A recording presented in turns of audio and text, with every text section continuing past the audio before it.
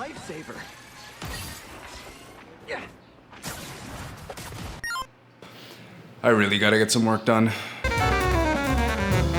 So this is me as a child, more specifically a degenerate gamer child, and now I'm a degenerate gamer in my 20s. Not a lot has changed. Now I'm lucky enough to have gotten myself to a point where my job is to post silly videos on the internet about tech and video games. I also run a video production firm with one of my best friends, and I can travel pretty much whenever I want to, and believe me, I do. But I grew up thinking and being told that being a gamer was kind of the antithesis of being a productive person. I've tried really hard throughout my life to figure out how these things can peacefully coexist, and I think I've gotten it pretty well nailed down, sort of. Thankfully, it's really only a one-step process, and it starts with aggressive honesty. Is that gonna be backwards? I hope that's not gonna be backwards. Now, the first step in becoming what I call a productive gamer starts with honesty in when you play games. I think the broad conflict between gaming and productivity isn't really a gaming problem. It's not about gaming in and of itself, but it's just that there's this idea that gaming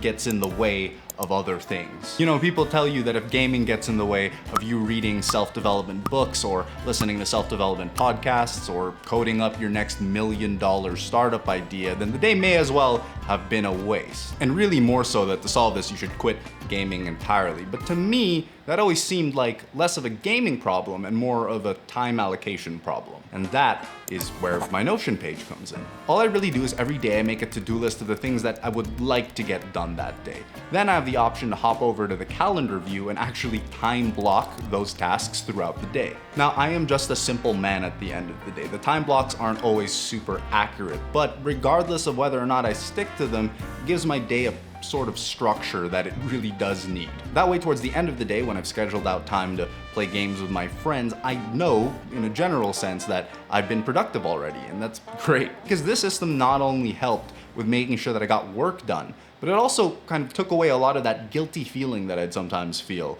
when I'd be gaming at the end of the day, but I felt like I didn't really do anything else. But here's the secret sauce about that guilt, is that I've found really that a lot of it was unnecessary. And that started because I was reflecting on how I was playing video games. I feel like in 2025, a lot of people would agree that taking care of yourself is important, whether that be, getting a workout in or practicing a new hobby.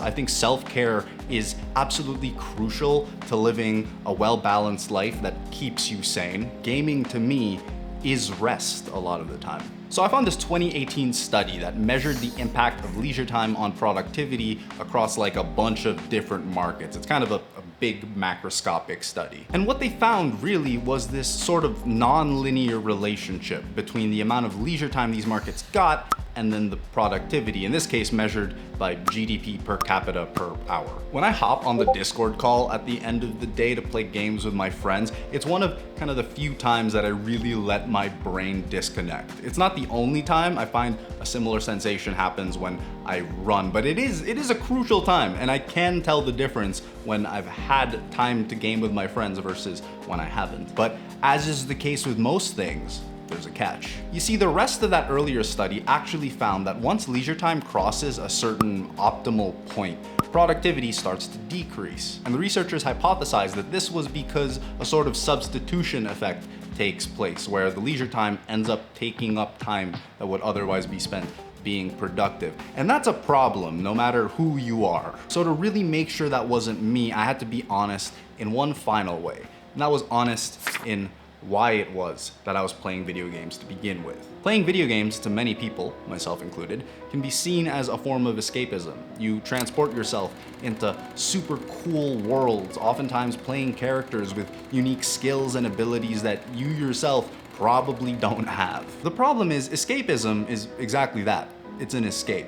And the thing is, you're trying to escape from life, and that's literally impossible. I found that a lot of the time, me playing video games was just me hitting the snooze button on life, like I do every morning when my alarm clock goes off. Now, I had to admit to myself that sometimes I was just using gaming as a form of procrastination, and that was a huge problem that I tried to overcome for a really long time. That wasn't until that I discovered tricks like this one. So if you just find any timer ever and set it for 5 minutes, and then start the timer, and then just get straight into whatever it is you need to do, just for 5 minutes. After these 5 minutes, I'm allowed to stop, guilt-free. I'm just allowed to stop after 5 minutes if I don't feel like doing it anymore. But the finesse is that usually 5 minutes is really all it takes to get yourself to enter a flow state, and after the 5 minutes, you generally don't feel like stopping because you're in a groove, so to speak. All I needed was 5 minutes to start something, and then I would just do it. Sounds crazy simple, but sometimes simple is all you need. Look, the truth is, I'm still far closer to being a full-fledged degenerate gamer than I am to being like a hyper-optimized productivity guru or anything like that. And I'm sure, even though I've made this video, that the ways I balance different aspects of my life are gonna continue to change over time, as they have changed in the past. It's just this idea that I couldn't be productive while also being a gamer, it didn't make sense to me. It didn't make sense that I needed to give up something that brought me so much joy to get more done with my day, whatever that even means. So if you're watching this video, maybe it's something for you to think about too. Thanks for watching. I'll see you soon.